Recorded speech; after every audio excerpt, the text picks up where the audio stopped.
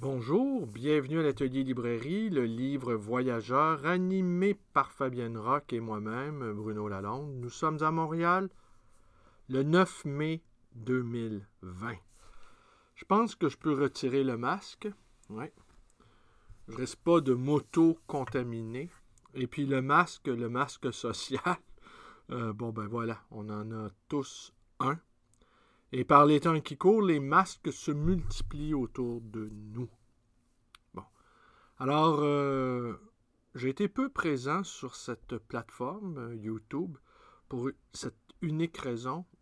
J'ai peu de choses à vous dire. On pourra dire, ouais, ce peu-là, tu pourrais quand même nous en faire part. Je crois pas que c'est d'un grand intérêt pour les quelques-uns et quelques-unes qui m'écoutent de savoir que j'ai rien à vous dire. Mais j'ai fini quand même par réfléchir à... Je peux quand même vous dire un certain nombre de choses, quand même si j'ai peu de choses à vous dire. Je n'ai jamais aussi peu lu de ma vie. Je ne compte pas les lectures faites sur les diverses plateformes. Ça, je me suis empiffré d'informations, toujours reliées à ce satané virus. Je ne sais pas combien de textes j'ai lus sur Didier Raoult, qui m'apparaît un personnage, somme toute, assez sympathique, mais je ne suis pas en mesure de... Je ne suis pas en mesure, moi en tout cas, de vérifier si la chloroquine, vieux médicament qui servait à guérir le paludisme, peut être d'un quelconque secours pour soulager les malades atteints de coronavirus. Je ne suis pas en mesure de le faire et je ne le ferai pas. Mais je me suis quand même tapé un certain nombre d'articles là-dessus. Je ne vous cacherai pas qu'ayant assez peu lu, je me suis interrogé pourquoi je lisais aussi peu et pourquoi le confinement, voilà. Pourquoi le confinement? J'ai pu observer autour de moi des gens qui consacrent beaucoup de temps à la lecture, beaucoup d'énergie à la réflexion. Pourquoi ces mêmes personnes-là avaient toutes les difficultés du monde à se concentrer et à lire? Au début, il y avait beaucoup d'enthousiasme, n'exagérons pas. Il y avait un peu d'enthousiasme. On se faisait des projets. Moi, en tout cas, j'avais des projets intellectuels. J'en ai mené à terme aucun. Par contre, ce qui m'est arrivé il y a une dizaine de jours, mais ça, je vais y revenir. Je pense que en fait, pour être bien confiné, pour battre en retraite, eh bien, il nous faut la rumeur du monde. Il nous faut le mouvement du monde. Il nous faut le mouvement du monde pour se retirer. Il nous faut de l'agitation, il nous faut du mouvement, il nous faut que la rumeur du monde nous parvienne pour pouvoir s'en extraire. Mais là, c'est plat ce qui se passe. L'encéphale est plat, les rues sont désertes. Les quelques fois où je suis allé faire des emplettes, que ce soit à la pharmacie ou à l'épicerie, on doit répondre à des questions. On nous enduit les mains d'une sorte de mixture qui varie selon les commerces. On comprend bien que le Purel est absent totalement. C'est assez curieux parce que depuis le temps que tout ça dure, il devrait en avoir partout du Purel. Les masques se font rares également. Alors pour pouvoir, donc, c'est comme pour pouvoir pratiquer, je vais vous faire un parallèle, pour pouvoir pratiquer la simplicité volontaire, ce qui est le cas de la majorité des gens qui s'adonnent à la littérature, à la philo et à la poésie, activité qui demande beaucoup de temps, beaucoup d'énergie, mais qui ne rapporte pas d'argent. Alors quelqu'un qui va se donner la peine de lire, qui va étudier Kant ou qui va apprendre le grec pour pouvoir lire Platon dans le texte, eh bien, c'est autant de temps qui ne sera pas consacré à l'enrichissement, dis-je. Alors, le temps de lecture, le temps de réflexion, le temps de poésie, c'est un temps arraché au monde marchand. Au monde marchand et au monde du divertissement également, qui sont parfois des corollaires, hein? On alterne. Et c'est pas pour rien aussi, moi, quand j'entends cette expression-là, que j'entends de plus en plus souvent, consommer de la culture. Eh bien, pour moi, là, c'est antinomique. On ne consomme pas de la culture. Quand on se livre à une activité culturelle avec sérieux, avec intensité, avec dévouement même, eh bien, on ne consomme plus. Nous sommes en marge de la société de consommation. Alors, ce qui se passe maintenant, c'est qu'au fond, cette société de consommation-là, elle est à l'arrêt, elle est immobile. Bon, on peut commander des machins sur l'Internet. J'ai cru comprendre que oui, le chiffre d'affaires d'Amazon, par exemple, qui ont mis des années et des années et des années avant d'engranger le moindre profit, mais on y croyait. Alors, ils ont pu s'alimenter par des afflux de capitaux frais.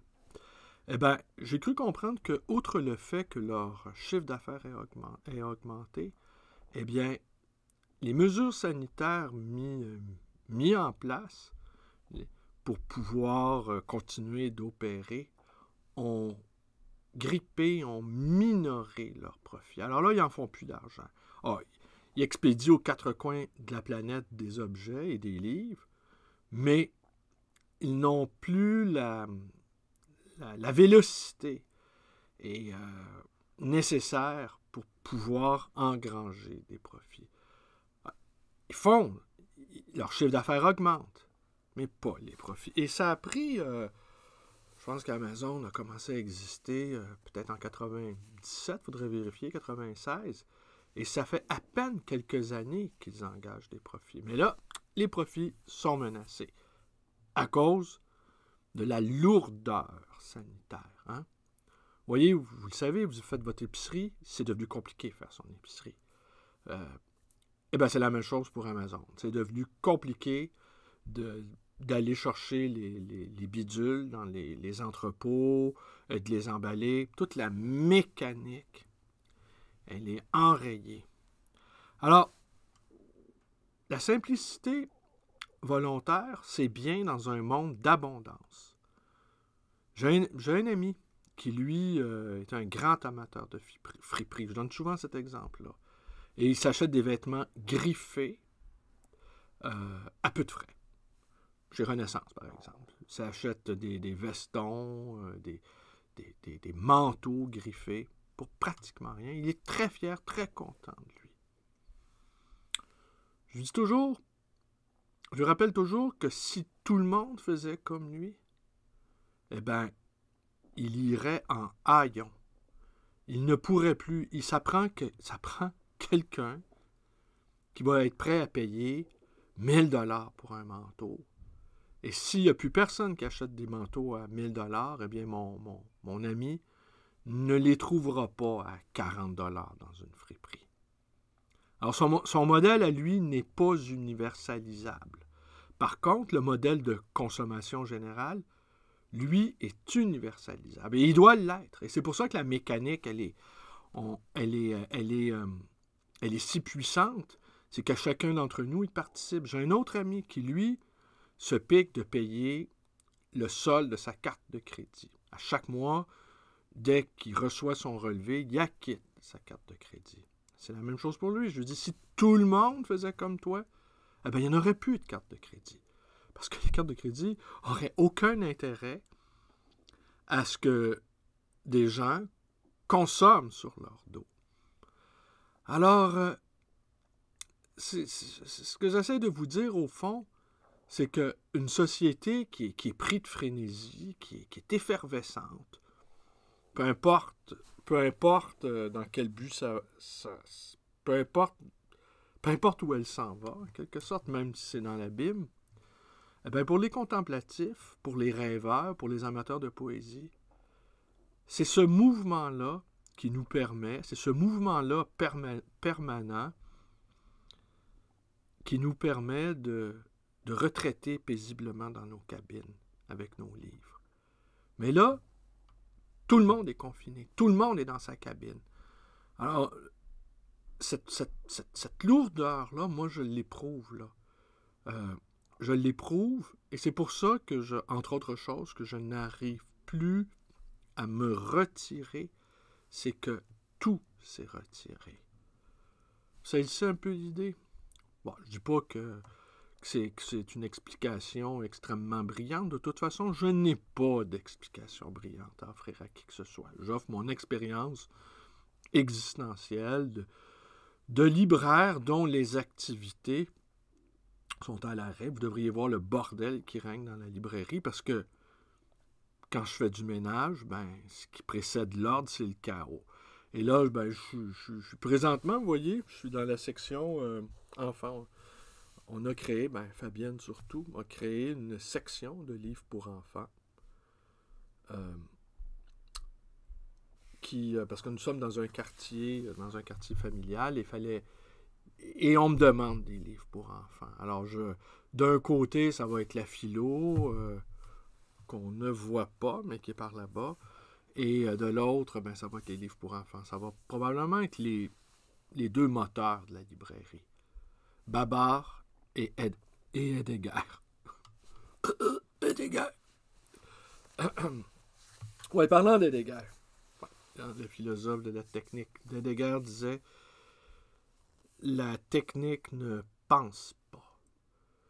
On lit partout en ce moment, en tout cas ça aussi, ça fait partie des choses qui sont très déplaisantes, c'est qu'un paquet de personnages qui ont des audiences faramineuses prétendent que ce virus-là est une fabrication d'un consortium, de Big Pharma, comme ils disent, et que dans le vaccin qui va être créé, qui est déjà créé, en fait, il y aura une puce. Alors là, tous les complotistes se multiplient à l'envi.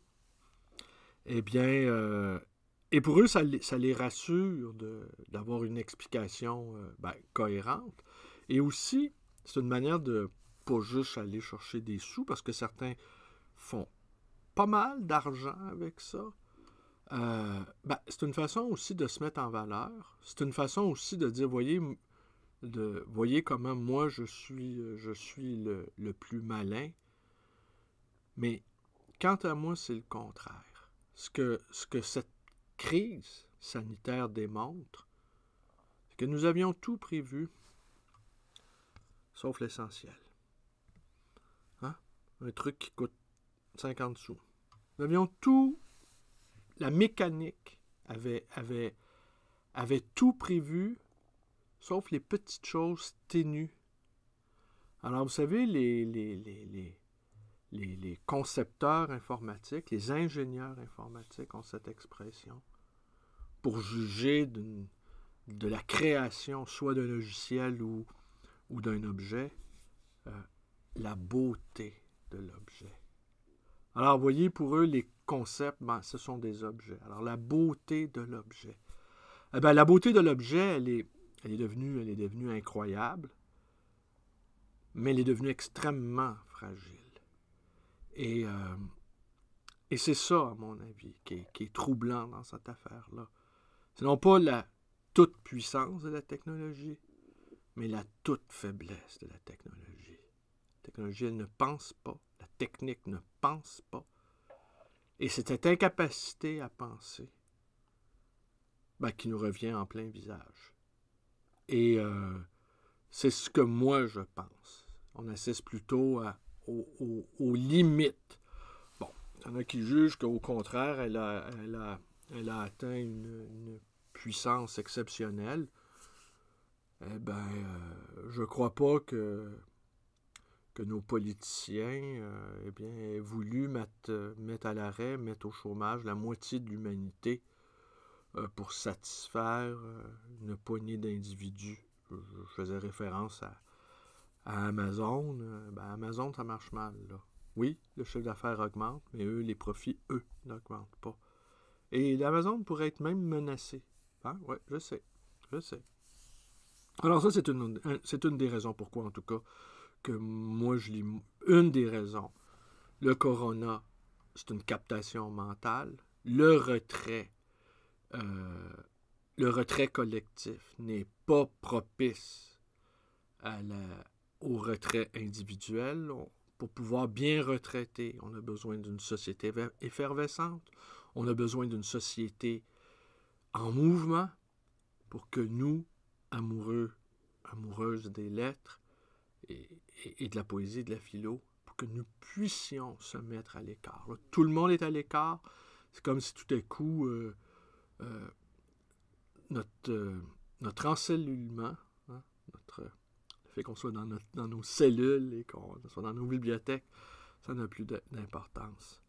Mais il est arrivé un autre phénomène aussi sur le plan personnel qui explique peut-être mon arrêt, si je peux dire, outre les deux raisons que je viens de mentionner. C'est que j'ai senti une sorte de colère, colère d'adolescence, hein, colère de jeune adulte. Je ne veux pas m'apesantir là-dessus parce que je crois pas que ce soit vraiment d'intérêt. Mais pour m'extraire de ma condition, il a fallu beaucoup de combativité. Il a fallu beaucoup d'énergie, beaucoup de... Je voulais m'en sortir, quoi. Je voulais m'en sortir sans jeter par-dessus bord ce qui compte le plus pour moi, après l'amour, évidemment, après l'amour de ma femme. C'est les livres. Les livres et la compagnie des amoureux des livres. Et j'ai retrouvé donc cette vieille colère, mais je me suis aperçu, suite aux réflexions de Fabienne et à un message que j'ai reçu aujourd'hui par Facebook, dans messagerie privée, un jeune ami, eh bien, que c'était pas une bonne idée. Que j'avais dépassé ce stade-là. Et que je m'étais imaginé, moi, pour survivre, parce que quand le déconfinement va finir quand même par arriver, tout va être compliqué. Tenir boutique va être compliqué. Alors, je m'étais imaginé, ou peut-être un réflexe, ou je ne sais trop, je m'étais imaginé qu'en étant bien en colère, bien en crise, eh ben, je pourrais tenir le coup. Je n'avais pas compris que, franchement, la colère d'un ado ou d'un jeune adulte, pour un homme de mon âge, c'est pas un plus. Et que vaut mieux l'aménagement d'une section de livres pour enfants que de se dire, tous les matins, ça y est, c'est la guerre. Hein?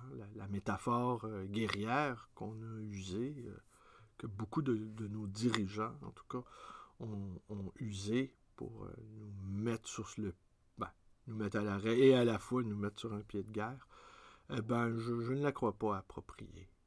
Alors, j'ai décidé d'abandonner une bonne fois pour toutes ces armes inutiles et dérisoires qui parfois sont nécessaires, cependant, mais qui ne sont plus nécessaires pour moi. Alors, j'ai dit adieu à mes armes. Je suis allé les enterrer. Je ne sais pas trop où. Je ne les retrouverai pas. Hein. Il n'y aura pas de registre qui me permettra à la fois de les inscrire et de les oublier. Alors voilà. Je dois changer ma manière de... Mais je l'avais changé. Mais devant l'adversité, devant l'impossibilité de tenir boutique, parce que les pertes d'argent, évidemment, elles sont importantes depuis 2 mois. Pas mal importantes. Et ça, je ne sais pas ce qui va se passer aussi avec ça, parce que un paquet de gens, on a l'impression que d'avoir été, d'une certaine manière, que le contrat social, en tout cas, d'une certaine manière, est rompu. Ça aussi, le fait qu'on puisse pas avoir des masques en grand nombre sans que ça coûte quoi que ce soit, parce que l'eau et l'air, c'est gratuit, mais c'est la responsabilité. On s'est doté d'État, hein, pour justement échapper à l'état de nature de la guerre de tous contre tous, un masque, ça n'a pas de prix. Bon, il y en a beaucoup qui jugent que c'est pas vraiment nécessaire, mais tous les débats sur le masque, bon, je vais pas nous entraîner là-dedans. Moi, je suis convaincu que c'est nécessaire. On n'a rien qu'à regarder les photos de 1920 sur la pandémie de la grippe espagnole, mais tout le monde avait des masques.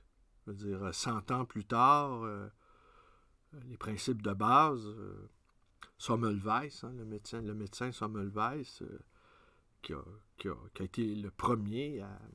D'ailleurs, Louis-Ferdinand Céline a consacré, je pense que c'est sa thèse, il a consacré sa thèse sur Semmelweis, a constaté qu'il y avait des complications lors de certaines interventions chirurgicales parce que les microbes, les virus étaient transmis par les mains et que si on se lavait les mains simplement, on enrayait...